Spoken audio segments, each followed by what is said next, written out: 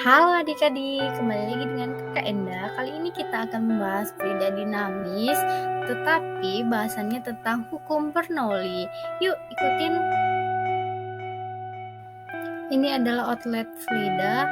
Kalau di pembahasan sebelumnya kita telah membahas debit dan persamaan kontinuitas, dan sekarang kita akan membahas hukum Bernoulli. Oke, selanjutnya kita akan bahas sejarah dari hukum Bernoulli. Penemu dari hukum Bernoulli itu ialah hukum fisika dari Bernoulli adalah sebagai berikut. Bagi zat-zat cair yang tidak dimanfaatkan dan yang mengalir secara stasioner, jumlah tenaga gerak, tenaga tempat, dan tenaga tekanan adalah konstan. Itulah bunyi dari hukum Bernoulli yang dikemukakan pada tahun 1738. Penemu hukum Bernoulli ini ialah Daniel Bernoulli, lahir pada tanggal 8 Februari 1700 di Groningen, Dutch Republic, dan meninggal pada 17 Maret 1782 di Basel, Republic of the Swiss. Penerapan pada azas Bernoulli ada 4, yaitu karbutor.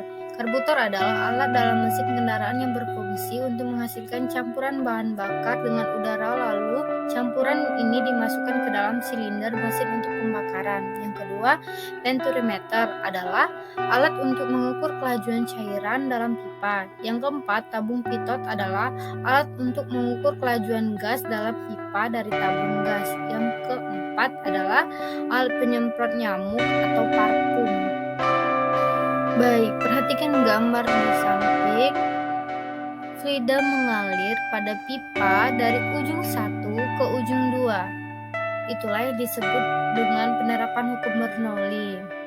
V1 ialah kecepatan pada ujung 1, V2 kecepatan pada ujung 2, H1 ketinggian ujung 1, H2 ketinggian ujung 2, P1 tekanan pada ujung, P2 tekanan pada ujung 2. Daniel Bernoulli membuktikan bahwa semakin besar kecepatan fluida, semakin kecil tekanannya, dan begitu juga sebaliknya, semakin kecil kecepatan fluida, semakin besar tekanannya. Perhatikan di titik Y, tekanan terkecil karena kolom zat cair di atas titik Y paling rendah, dan kecepatannya besar karena luas penampang pipa paling kecil. Pada persamaan Bernoulli itu mempunyai rumus P1 ditambah rho GH1 ditambah setengah rho V kuadrat dikurang P2 ditambah rho GH2 ditambah setengah V2 kuadrat.